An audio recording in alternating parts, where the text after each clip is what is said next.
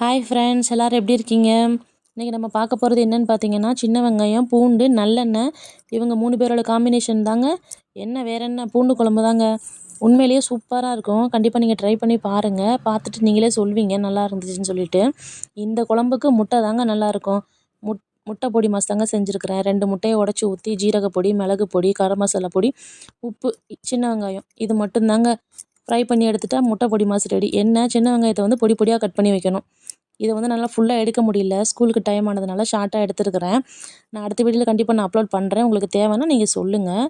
அப்புறம் வந்துட்டு ஸ்நாக்ஸ் வந்துட்டு சத்து மாவு தாங்க. அங்கன்வாடியில் கொடுப்பாங்கள சத்து மாவு, 1 கப் சத்து மாவு எடுத்துருக்குறேங்க.